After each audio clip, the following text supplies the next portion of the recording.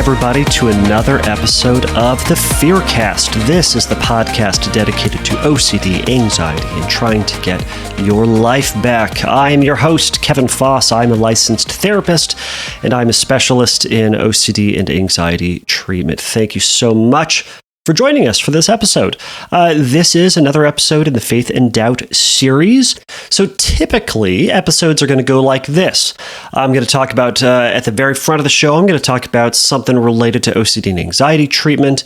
And then as it goes on, I'm going to go into questions about OCD and anxiety. If you are new to the podcast, and you have questions about OCD and anxiety treatment, you can ask me those questions, and I will indeed answer them on a future episode. You can go over to the webpage, fearcastpodcast.com, and you can ask me a question there. Now, furthermore, if you've listened to this podcast before and you like it, please subscribe. And also, go over to iTunes, wherever else you get your podcasts, and give me a like, give me a thumbs up, give me a review, something like that. It only helps other folks to find this podcast.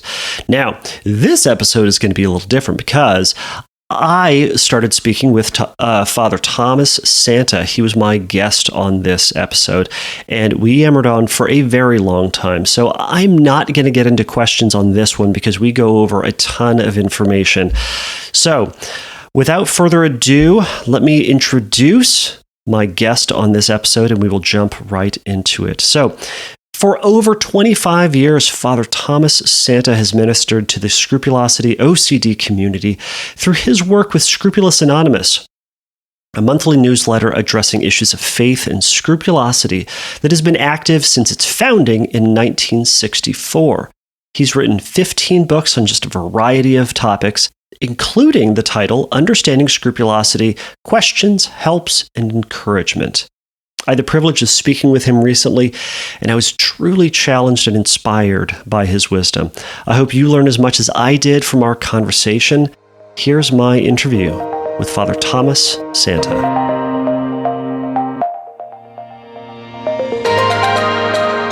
The main thing I tell people is that, and I've learned this over the years, and I've really begun to emphasize it over the last year, is you're not ever going to be cured. But you can learn to manage it.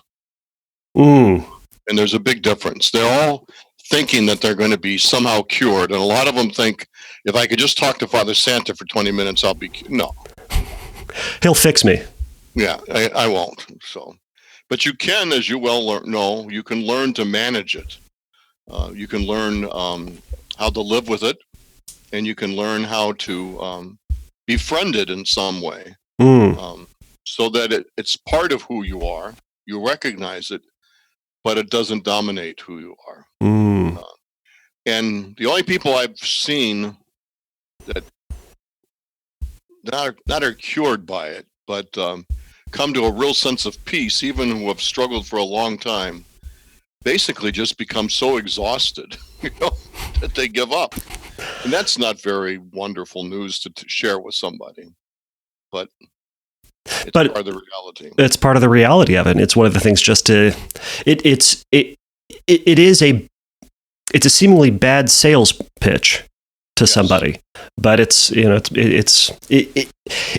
of the realities that someone who goes through the whole process at the end of it realizes what that means. Right. So yeah. Well, why don't we? And then you struggle when the Catholic, you struggle with using medicine because they think that it's God's perfect gift to them, and by using medication, somehow they're thwarting God's will. And then, of course, behavioral modification brings them face to face with what they think is sin. So they're not going to sin. So there you have it. So what do you do? Right. And it feels like you get stuck in the middle of treatment. Right. Yeah. Right. Well, why don't we jump up to the top of the question list? First off, thank you so much for being a part of the show. So the first question that I just want to ask everybody is, in as few sentences as possible, can you tell the listeners what it means to be Catholic? Well, I think that what it means for me to be Catholic is that Catholic is the particular practice and discipline that I use to express my spiritual connection or awareness of the presence of God. It's one of many practices that are available to human beings, some of which are institutional, some of which are highly personal. But I'm attracted to the sacramental practices, and I'm attracted to the discipline that comes in the community. And it's also something that's part of my family journey and how I was raised. So I think those probably are the main reasons. I consider myself to be a spiritual person. I think you need a practice, and I think you need a discipline in a community. So that's what I've got. As you and I were just talking about, there's a lot of folks in this process of having doubt. They kind of consider, some will certainly consider it as a challenge to them that they have to overcome, kind of thinking about like Job in that sense, or some will think about it as they're lacking faith, or even that they're being influenced by the devil. If anything, what do doubts, anxieties, and uncertainties mean for the faithful person? Well, if you're a faithful person that's not carrying a disorder such as scrupulosity or OCD, faith and doubt are just signposts on the journey that says you're actually growing, that you're actually becoming deeper and deeper aware, more and more integrated, more and more healthy. It's a sign that you're alive. Unfortunately, for a scrupulous person, it's because of the feeling, especially the feeling of fear and anxiety, they assume that means that they are somehow sinning. So it's the exact opposite of what it is. It's not something that deprives you of life. It's something rather that gives you life. You have to, on the other side of doubt is acceptance. If it's meant to be accepted. On the other side of doubt sometimes is rejection. You doubt and you say, well, this is stupid. And you get to work through it and you say, yes, it is stupid. But then you accept the fact that it's stupid, and there's nothing wrong with that. I think the thing that makes it different in spirituality is that as a person who doubts and as a person who grows and integrates their life, a certain maturity needs to take place. And it's a maturity of understanding that you're on the journey and that you're respectful for how you find yourself at that moment. And you realize that there's more to come, but you're not in control of it. But maturity also means you're respectful of those who are not where you are. And you recognize the fact that some of the practices they are engaging are practices that you too once engaged. And they brought you to the point that you're in. So you are respectful of them. So I personally do not engage every spiritual practice within the Catholic tradition anymore. There's some that I just find unhelpful. I find, for instance, in prayer, I do not like intercessory prayer. I do not like wordy prayer. I do not like busy prayer. I like very quiet, contemplative prayer. Direct, it sounds like, as well. Yes, but I'm a Catholic priest. So I spend my life doing ritual prayer, doing intercessory prayer, doing different types of devotions and piety that personally don't feed me as a spiritual person. But at one time in my spiritual journey, they did. And I nevertheless respect them. So I don't hold people in disdain for it. I understand that it's part of who you are. So it almost sounds like some of those disciplines that you were just talking about, intercessory prayer, different types of prayer, it's almost like all of those are individual tools in a toolbox in order to connect with God, as opposed to these are all the obligations and requirements in order to connect with God. But would it be too far to say that it's a pick and choose? No, I don't think so at all. It is a pick and choose. Okay. Because that's how human beings integrate in their life, and that's how they grow. They pick and choose what makes them grow. Now, there are certain things within the Catholic tradition that you do not technically have a choice that you can pick and choose. So technically, you cannot pick and choose whether or not you're going to attend Sunday Mass. That's considered an obligation. But there are instances as a mature Catholic person in which you do choose to attend or not to attend. So, for instance, if the weather is absolutely terrible, do you feel free to set aside the obligation and not go? In a heartbeat, don't even worry about it. But I know people who would worry about it. You know, a common question that shows up in Scrupulosity column is, how about if I want to go on a cruise ship and the cruise is over a Sunday and I have no guarantee that there's going to be a Mass? Can I go on the cruise? And my answer is yes, you can. You're not choosing to go on the cruise to miss Mass. You're choosing to go on the cruise. And then once you get to the cruise, you kind of find out what their opportunities are there for you. And if a Sunday morning you happen to be out to sea and there's no opportunity to go to Mass, then set aside an hour and go to your room and pray. So you're not choosing not to go to Mass. You're choosing to do something that's totally acceptable. So that's, again, part of maturity, you know. Does that make sense? Absolutely. And still kind of what you're talking about there is still integrating something that would still be considered a ritual, but trying to incorporate that ritual in a kind of an appropriate, reasonable, and still life-giving sort of way. Exactly. Right, because I imagine for that cruise example, that if there's a person on a real person on the other end of that example, they would they might think they need to do it for 4 hours to make up for the fact that they're not at real Mass, but they're going to do a super Mass. Right. Yes, they might do that, or one person I know even taped a Mass off of EWTN and brought it with them so they could watch Mass. Oh, wow. Whatever, I don't discourage them. I don't laugh at them. I just, in that particular instance, I said, well, that's pretty creative. I never thought of that. That's kind of what worked for them.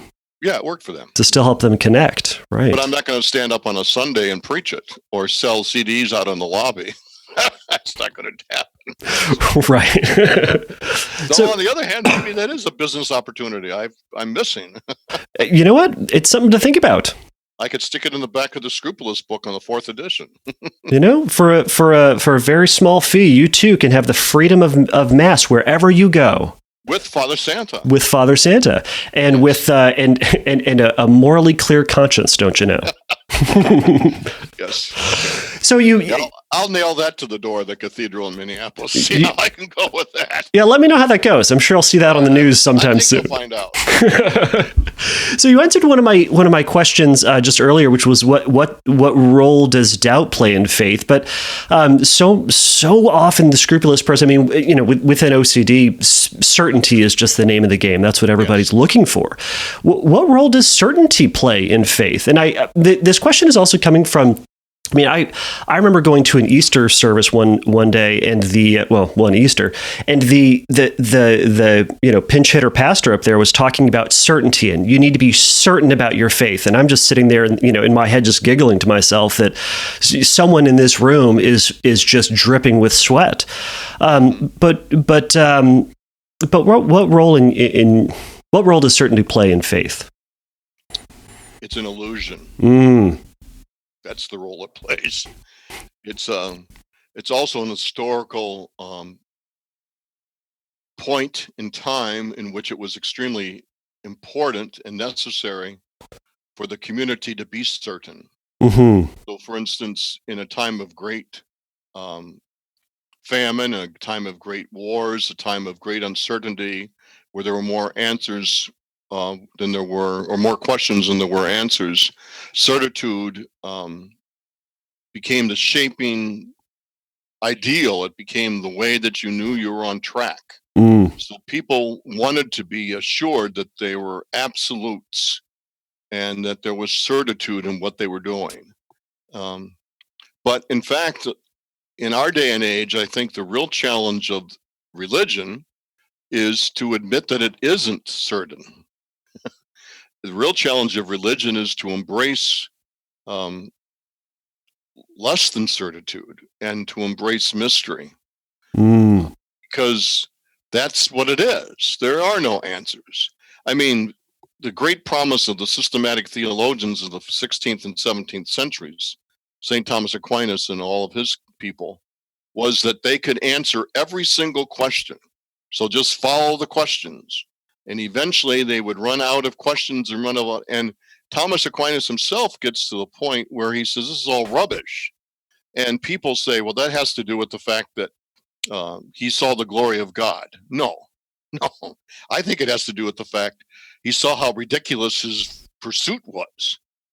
There are no end to the questions. There are no certitudes. There's only more and more mystery. Which is, and at some point we're going to run out of questions, but we will invent more questions. We will invent more questions. Right. But the mystery remains, And there's nothing wrong with mystery. It terrifies everyone because it brings you face to face with fragility. It brings you face to face with the fact that you're temporal. It brings you face to face with all those things that you don't want to come face to face with. But mystery is what it is. Nobody knows anything. We know a little bit of something, but it's pretty dang arrogant to say that the human species, which is a little dot on the whole experience of the universe, that in the last 3,000 years, and particularly the last 500 years, we have figured out every single thing that needs to be figured out, and we can make absolute decisions and direction. I mean, that's the height of arrogance. I think God just sits in his heavens or wherever God is and just laughs and laughs and laughs. Just at our ridiculousness. And our arrogance. But he still cares for us. I think it gives him great pleasure. So you think, okay, let's try this. And that's also, natural law.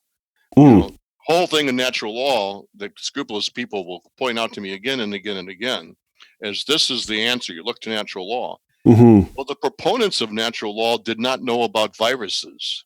They did not know about bacteria.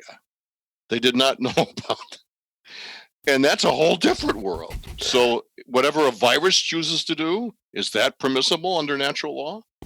Right. Well, no, Father, you're just confusing it. No, I'm not confusing it. I'm actually asking you based on what you just told me.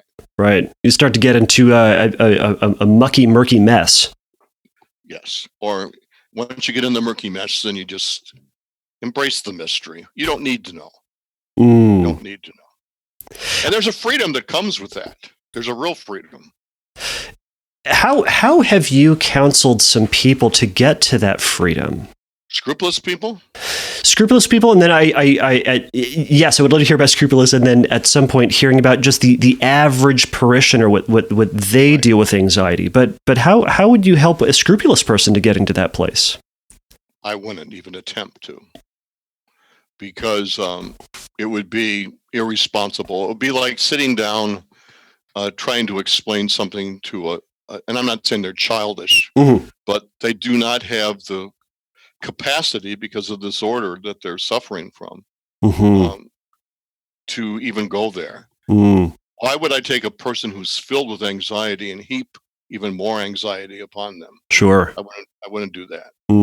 I would not have that conversation with a scrupulous person. The way I do it is in preaching, I constantly bring it up, and I constantly I'll give you an example. This weekend, the second reading from the book of Revelation talks about a new heaven and a new earth. And the church that I serve in at the moment, we have 2 huge projection screens. And the first 3 minutes of my sermon is a projection about the universe, showing how big the universe is and just blows it away. And then I start out my sermon by talking about, do you think this is what the writer of Revelation is thinking about when he talks about a new heaven and a new earth? No, he didn't even know what's there. He's not thinking about this. But this is our reality. And then I'll start talking about, as people of faith, we have to live in the reality of not 2,000 years ago. We have to live in our reality today. When people call us to task for what we say, they have every right to call us to task because we know that it's stupid.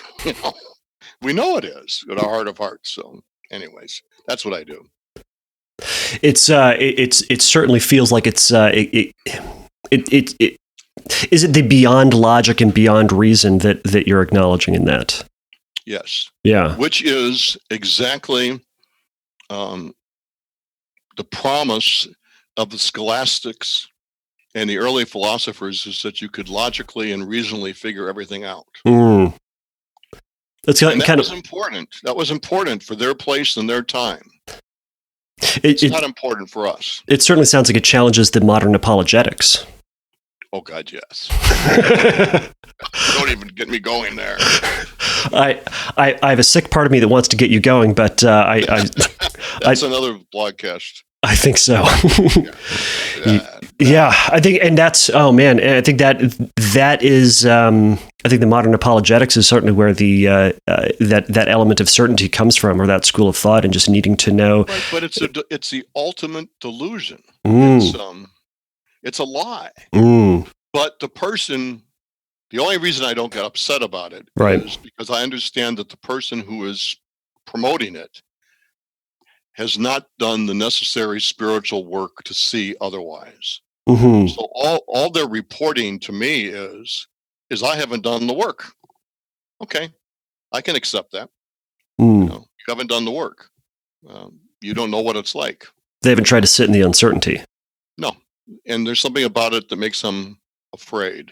One of the great saints of certitude and uncertitude is Martin Luther. And as a Catholic, we're not allowed to say that, but he should be the saint. I won't tell anybody. It's a secret here. That's all right. Yeah, well, you can tell anybody you want. Because Martin Luther he came face to face with nothingness. He came face to face with his own death. He came face to face with his own worthlessness. And he became overwhelmed by it. And he came out of a scrupulous background. He was extremely scrupulous. But somehow he came face to face with that, and he calls out, all is grace. It's only gift. Which for someone in the 16th century is a very wonderful insight. Then he spent the rest of his life defining it, which was all right. Old habits die hard, I guess. They do. Right. And it said, I mean, I certainly get where the impulse for that. I mean, even if it wasn't from the church asking him to do that or his parishioners asking that, it's that I imagine there's still this human need for him to try to make sense of what that feeling was, of what that kind of mystical connection with God was, and trying to explain what in the heck that was. Right. And plus the society in which he lived. Sure. They needed to know. They wanted a direction. And he answered part of their question, and that's all they wanted to hear. Part that said, you don't need the Roman Catholic Church, you can start your own. Right. Often running they went, so. Yeah. It gets confusing. Sure. What do you think God's role is in doubt? Delight. I think that's how God made us to be. And God wants us to be whole and entire. And so he likes for us to use the gifts that he has given us. And he rejoices in them. He rejoices in the moment that a young child becomes aware of their toes, because that's awareness that they didn't have before. He rejoices. He rejoices when everybody becomes aware. When the truth emerges, God, this is why certitude is so disruptive in the world in which we live. Truth emerges when it's time to emerge. And sometimes it emerges before it's time to emerge. But I think the person who's enabling the emergence is God. He's saying constantly over and over again, you think you got to figure it out? Let me show you this one. I can certainly see a cynical attitude coming from it at some point, because it's almost like this balance, like almost like from what you're saying, like God had put an inbuilt desire for certainty. Those are saying God kind of delights in the exploration and the discovery through the doubt process. It's almost like we have a drive for certainty, but that's a destination that we're never going to get to. But it's this process in between that of the discovery and the doubt, and the discovery and the doubt. Well, I think it goes back to the original story, which I think is misread in our theological tradition. The original story of Adam and Eve had nothing to do with disobedience. It had to do with shortcuts. The devil offered Adam and Eve the shortcut to being God. And they decided we'd rather take the shortcut than enter into the mystery of it. Well, because that's hard. Of course. Yeah. And it takes a long time, if we ever get there. Yeah. And that's, that's what they did. So they said, we'll take the shortcut. No, you can't. Human beings should never take the shortcut. The shortcuts always lead to the wrong decision. Instead of sitting down and talking to somebody, I'll take my army and wipe them out. They're shortcuts. What would it be like if we all lived together and let people, somebody comes to church? This doesn't happen in the church I'm in, and it doesn't happen anywhere that I know of. But somebody would come in that morning and say, I've learned something about myself I never knew. We'd all be happy with that. Right. Yeah, that ain't going to happen. Not very soon. So what do we do then with kind of our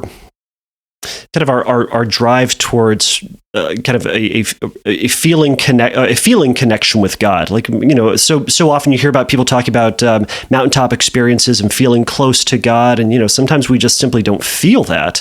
What do we do with the role of feeling in our religious practice or our connection with God? How important is it to one's connection with God? Remind yourself of your experience of relationship. Can you tell me more about that? Any relationship that you have that's important. Because when all is said and done, if God is a person, what we're trying to do is enter into relationship with the person to person. So all the skills that we learn in relationship are the skills that are needed in spirituality. My friend that I consider to be most important in my life is not someone I see every day or talk about every day. Or feel every day or think about every day. But I know at any moment I can drop in on him or call him with a phone call, and we can have a conversation immediately with no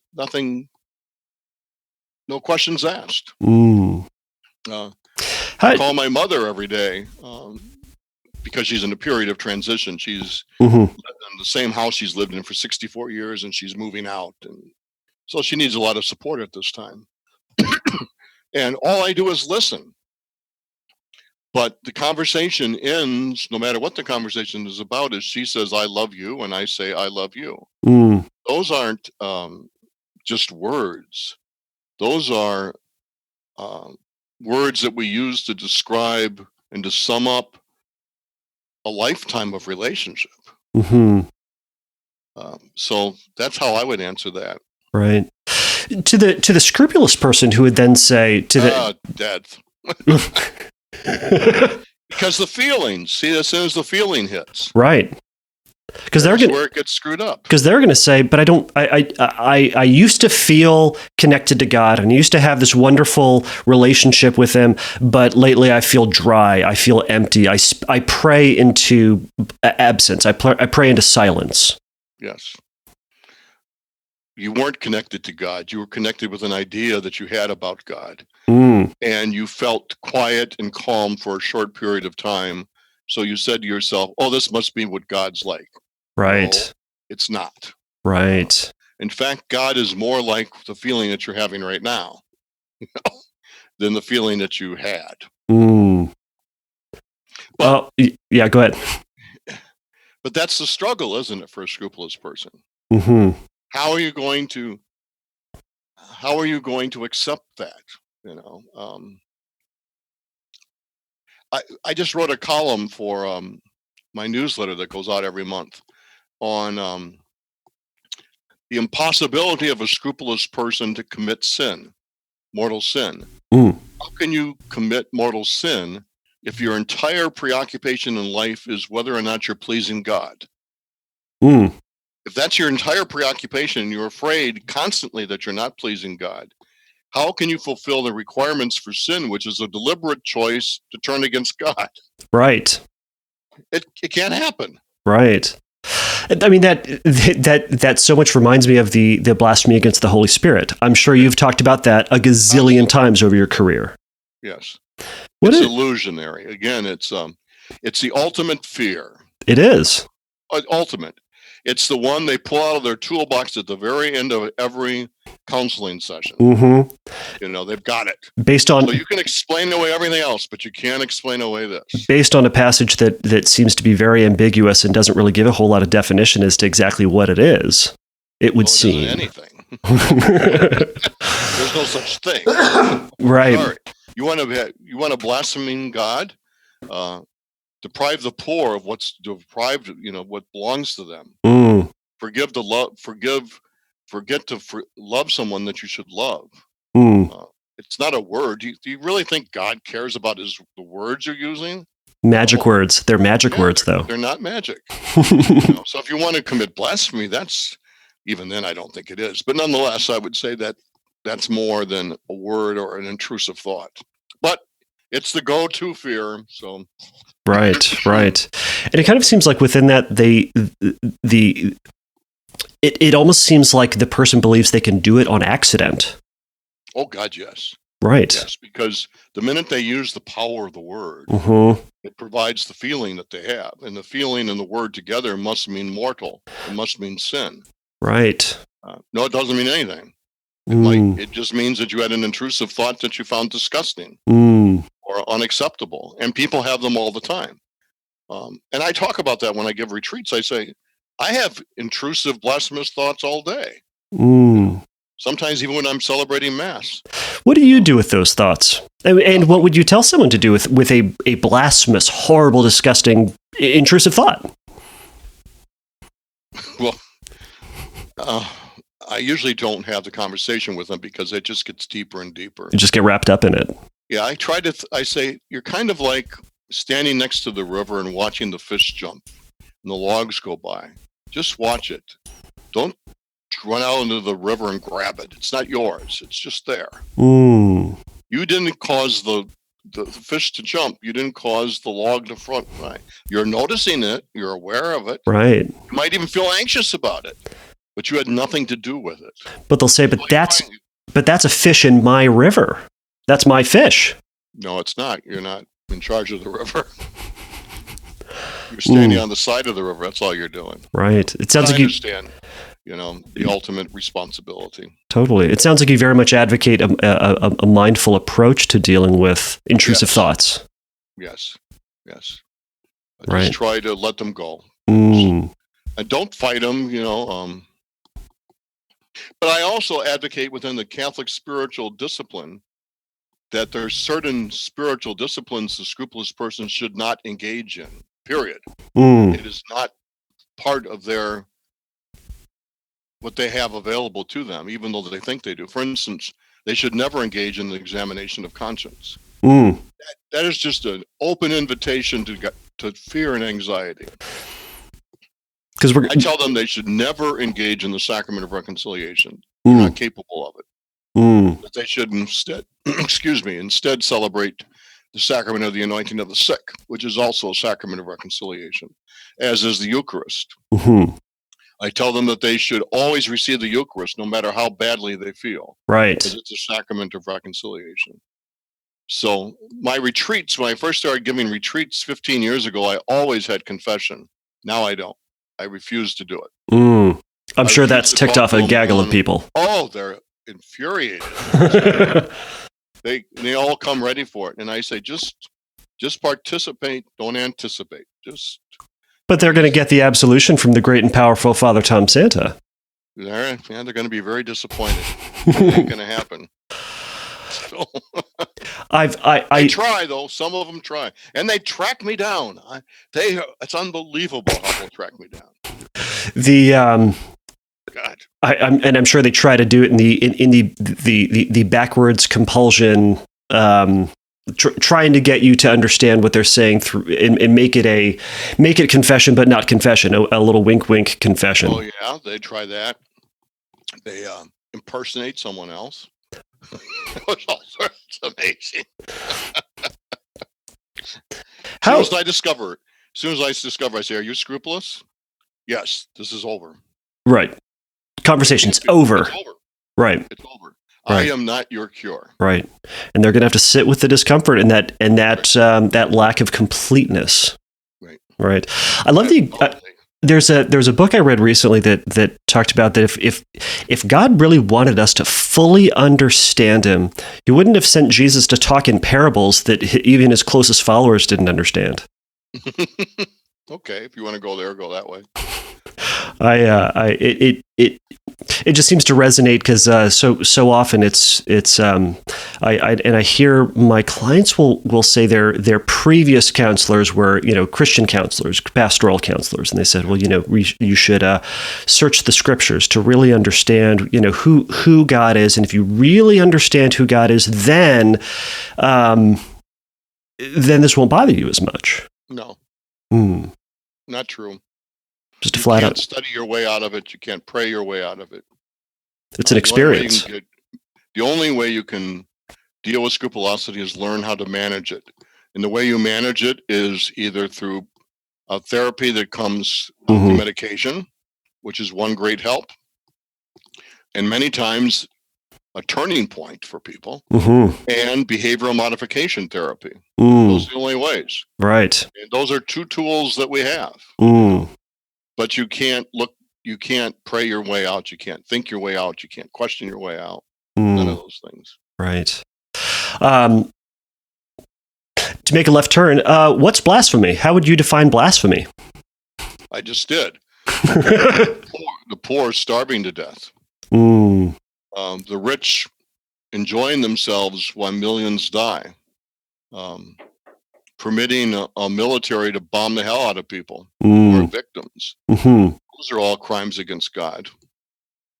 Because they're crimes that shortcut who we are as human beings.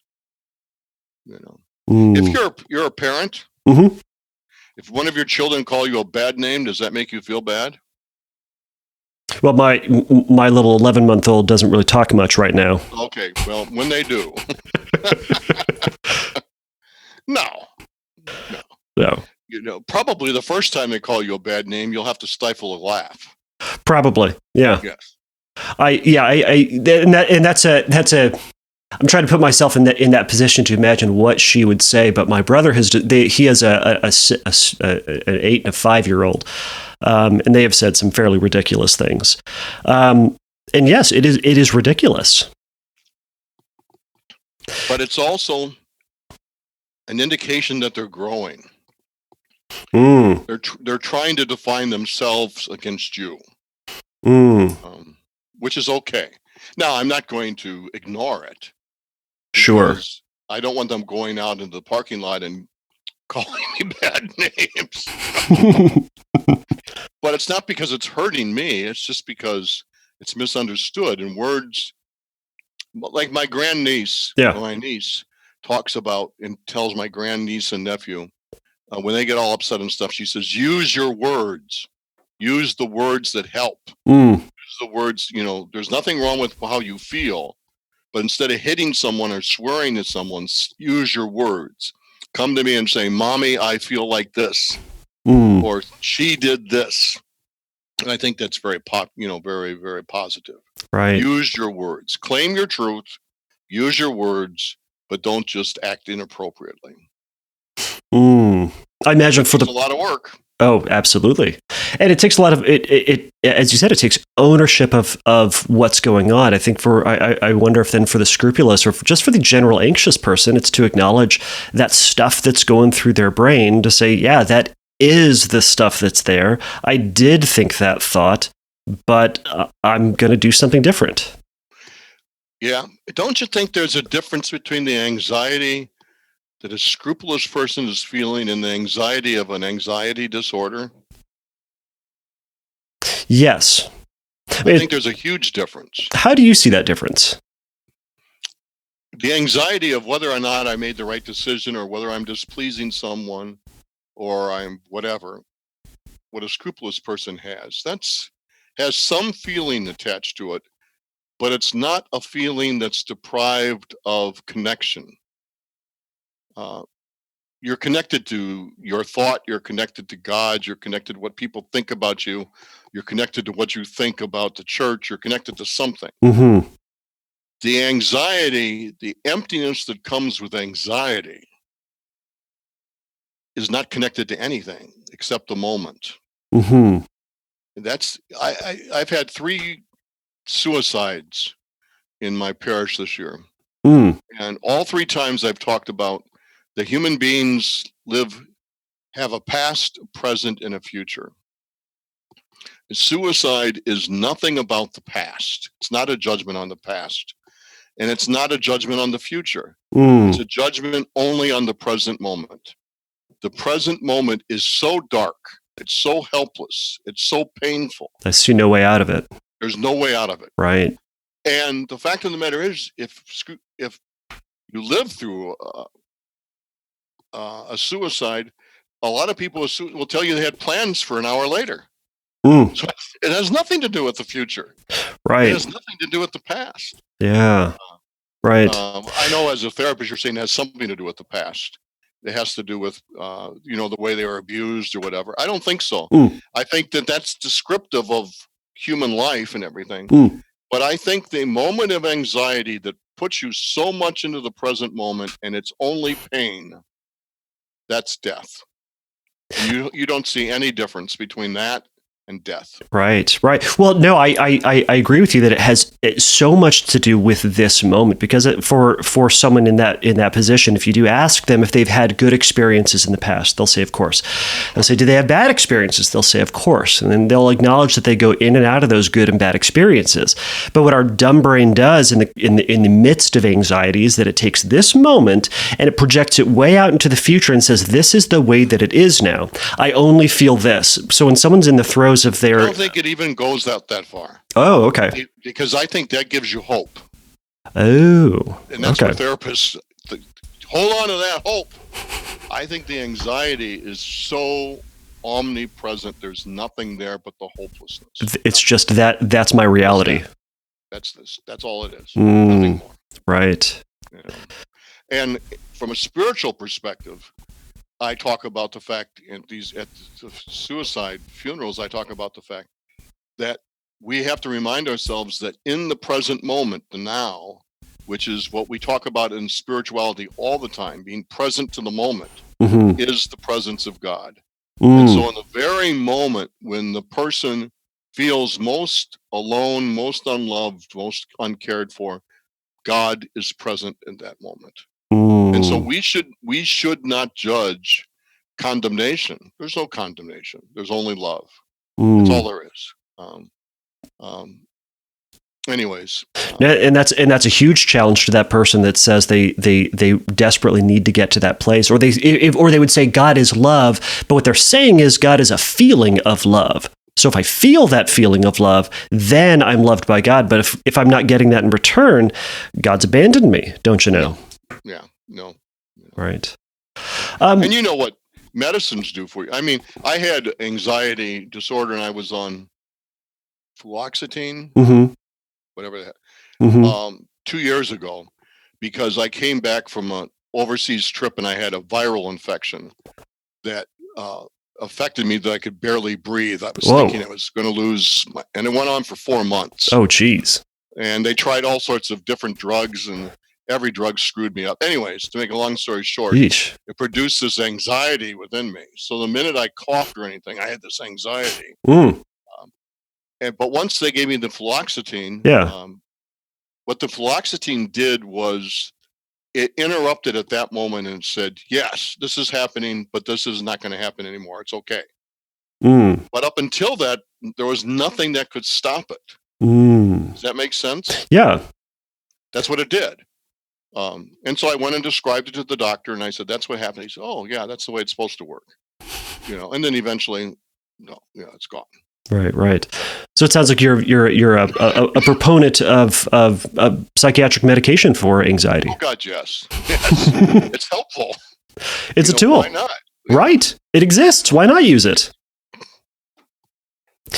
We use I like the example that like you can build a house with hand tools, but power tools exist, and no one is saying a house is less of a house because it was made with power tools. Oh, right. And it's the same way, that when people start quoting to me about 1400 years ago, this saint said this or that, I said, it's like you have a car and you go and buy a Model T fix-it book and you bring it out to your car and you say, well, this is a car repair book, so I'm going to use it. Right. They're exactly the same. It's not the same thing. Or this is... Well, but it's written by St. Alphonsus Liguori. I don't care who wrote it. He doesn't know what a fuel injection system is. Right. Right. Yeah. They didn't know what synapses were. No. Right. Or any of the other stuff. So, oh God. Right. So it's... a person I find that is a great commentator on religious life and spiritual life, but unfortunately he's so angry, so I have to get past his anger. But Bill Maher, the comedian, really, truly has great insight into spirituality. He would deny it up and down. Well, I'm surprised. I'm surprised that I don't think anybody in the history of anybody has put those words together exactly the way you have. He's great. He's got great insight into what it's about.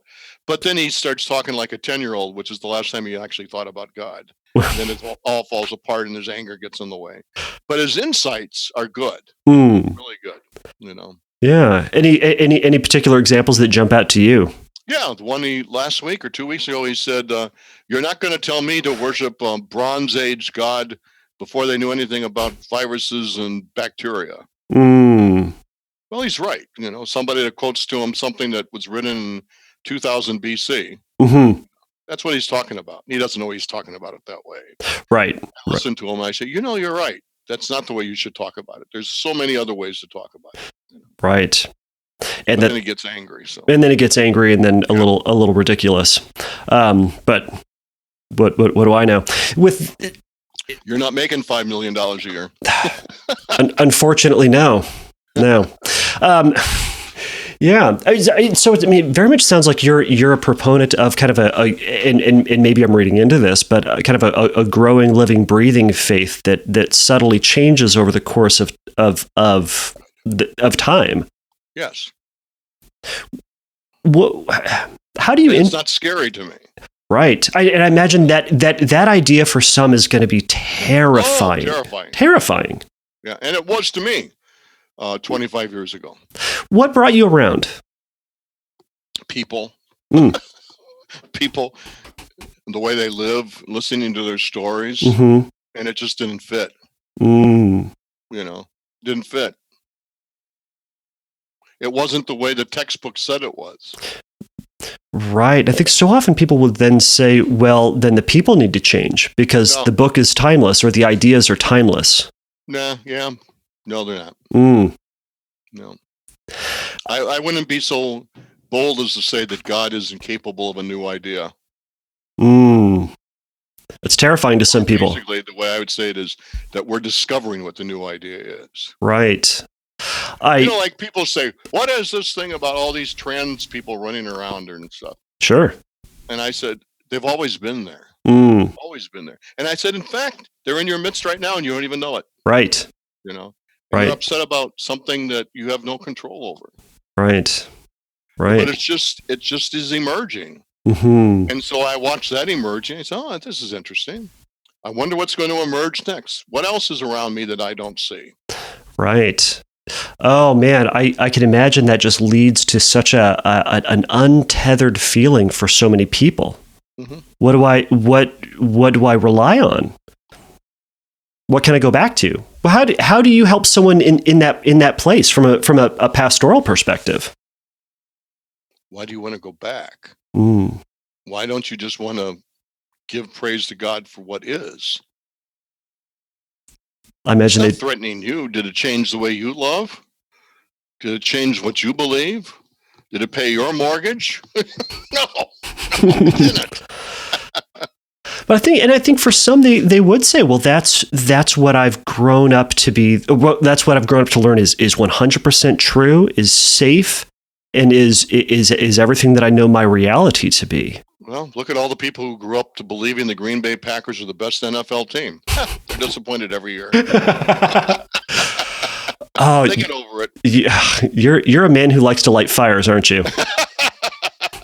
I live with people who are Green Bay Packer fans. See, I'm a Detroit Lion fan, and we know we're going to be disappointed. So we get our hope up. You just kind of. Yeah, that's the way it is. Yeah, that's a tough place to be. See, I'm a sports atheist. I just I don't follow any sports. I understand they're there. Yes. They just don't get me. I envy it. I envy the excitement of sports. I just I want to like it. If it was up to me, if the NBA was dependent on me, it would not exist. I never watch it. Now I've been paying attention a little bit because I have a nephew by marriage who plays for Michigan State and who probably is going to go into the NBA. He's that good. Wow. So I have to pay a little bit of attention to that. Football, I watched maybe 5 minutes of the Super Bowl. So the NFL doesn't mean anything to me. But Detroit Red Wing hockey. Oh, that's your game. Oh, yes. Oh. I get upset when a team even scores against them. Oh, man.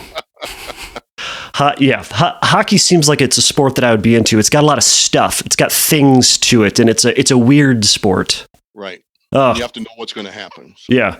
I got earlobes deep into archery a bunch of years ago because it's got a lot of stuff, and it's cool, and it's weird. But it's the sport for single people, in case you're wondering. And I was. So I stopped shooting after I got married. Weird. But my brother-in-law, ex-brother-in-law, was archery. Oh. And hunted, bow hunting. Yeah. He took my sister deer hunting, and he lined up a deer to shoot it. My sister Teresa jumped out and grabbed the arrow and shooed the deer away. He drove all the way from the Upper Peninsula of Michigan all the way back to Grand Rapids without saying a word to her. It's a long drive. Out of the car, and then he drove back. Yeah, that's a long, cold drive right there. It is, yeah. Oh man. Well, I just have a couple other questions for you. Then I'll release you back to the wild if that's all right. That's about right. Yeah. Okay. So I wanted to ask you about kind of your personal experience with anxieties and with some of these with some of the difficulties when it comes to faith, and how do you handle the kind of the difficult passages of the Bible? A couple of them that are we talked about the blasphemy against the Holy Spirit, but like the I never knew you passage. How do you deal with them, and how has your understanding of these passages changed over time? Well, I'm lucky. I'm a Roman Catholic. The Bible is only one source of inspiration. So Roman Catholics are not fundamentalists when it comes to the Bible. Our fundamentalism is when it comes to the Pope. Right. So I don't know too many Roman Catholics that get too upset about scripture passages. Okay, yeah, a lot of the clients that I work with come from a Protestant background, so I do hear a lot of these. Perhaps how do you then, from a Catholic perspective, deal with some of the changes or some of the struggles within? I guess from what the Pope has to say. Trying to think. I like this guy, so I don't have any problem with him. I groan a lot, I guess. I used to groan a lot. Okay. In fact, I preached about this a couple of weeks ago. What is primary in the spiritual tradition and primary in the Roman Catholic tradition is the supremacy of the individual conscience. I'm the one who has to stand before God, no one else. Now, the church says, if you follow our rules and regulations and the judgment comes, we will stand behind you and say, he has our seal of approval. So that's what you get. So stick with the church. Yes. But there's still questions that you could be asked that have nothing to do with that.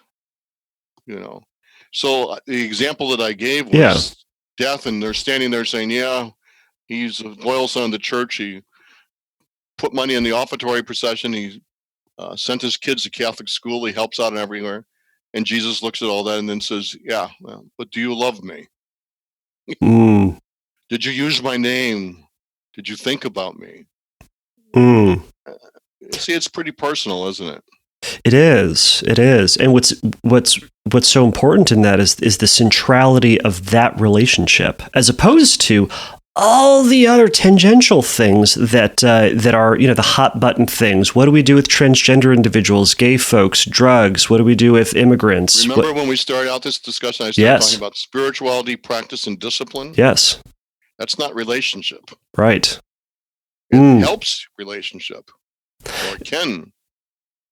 So that's kind of right, because my question was, what does it mean to be Catholic, as opposed to, I imagine your spiritual connection would be, what does it mean to have a relationship with God?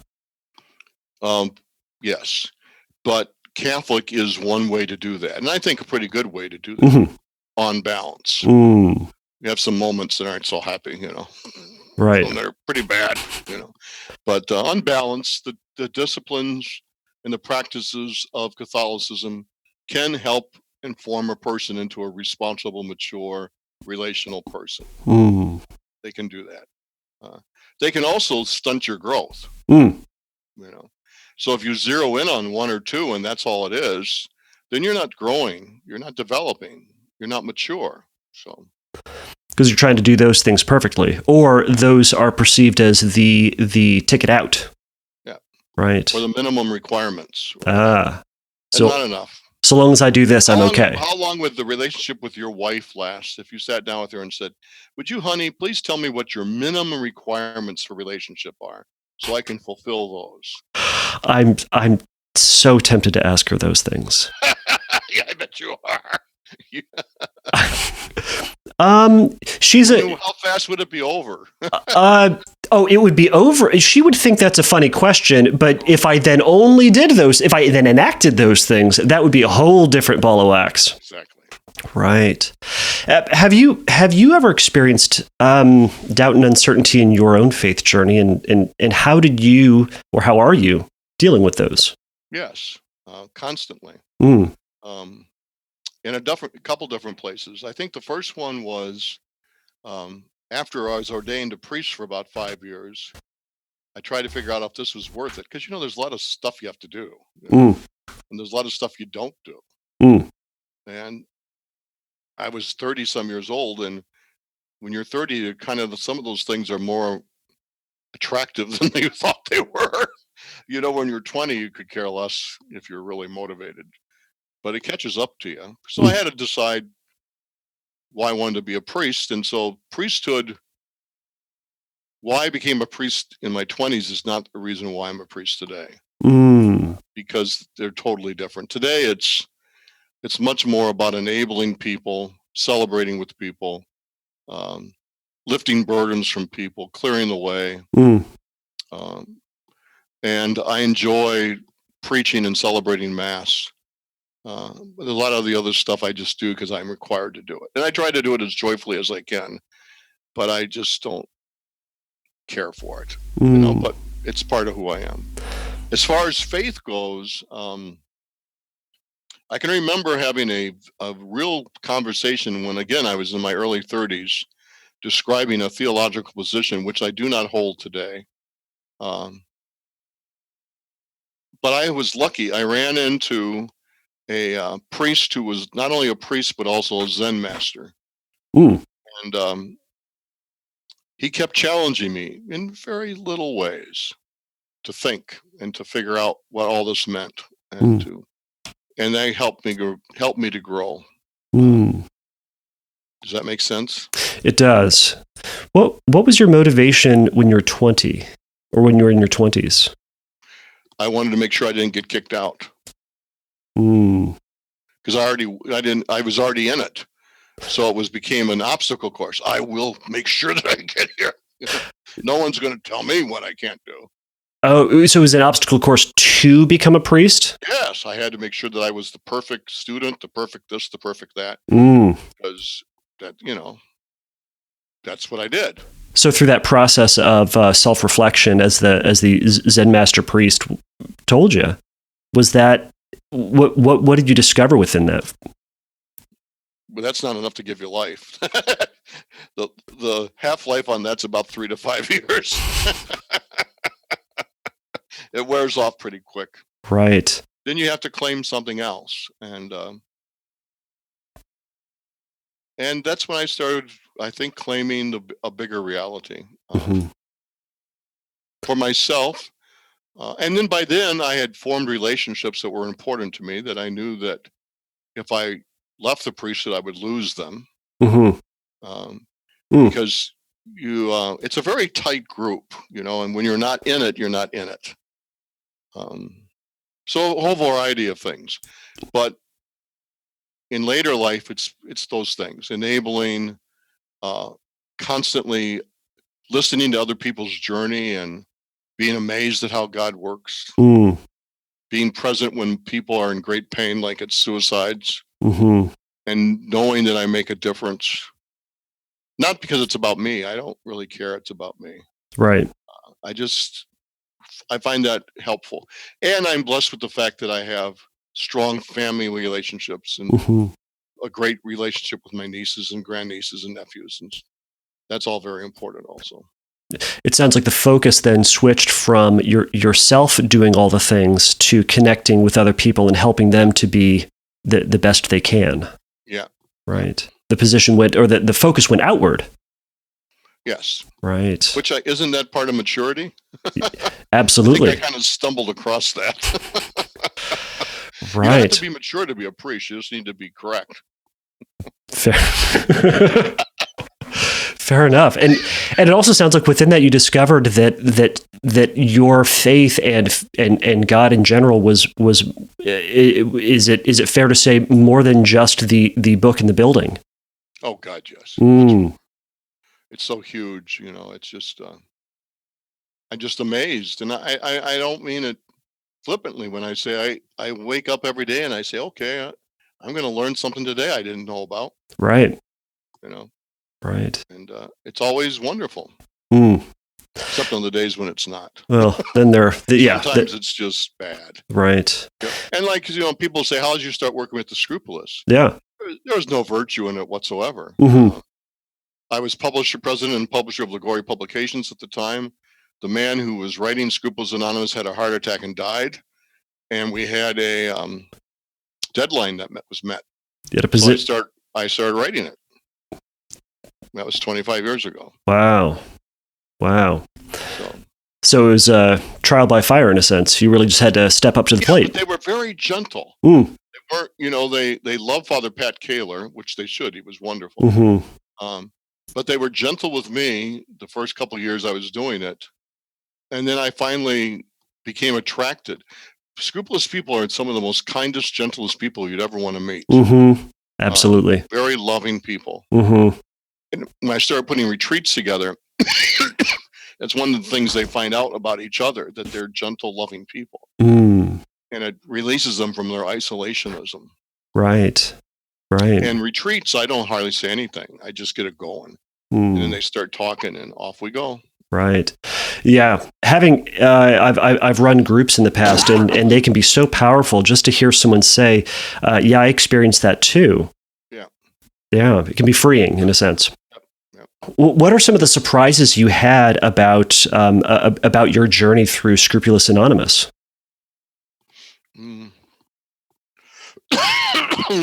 I think the main one was this whole the blasphemy of the Holy Spirit, how that is so pervasive and how it's so present. Right. That one really surprised me. I think that was a singular one I wasn't expecting to be there, but it kind of captures everything all in a very simple way. It almost seems like for me when I work with someone who's scrupulous, I'm waiting for them to bring it up. Yeah, because I know it'll inevitably happen. or they've either already gone through it, or they will, or it's in the back of their mind. But yeah, it just so encapsulates the fear of losing that connection with God or harming that relationship with God. It's the final nail. Yeah. But it isn't, because even if they did it, it's not the nail. They keep repeating it, so it's obviously not the nail. Right. Well, that being accused of being lax, liberal, which of course I deny profusely, absolutely 100% Orthodox, but not in the tradition they think I am. Right.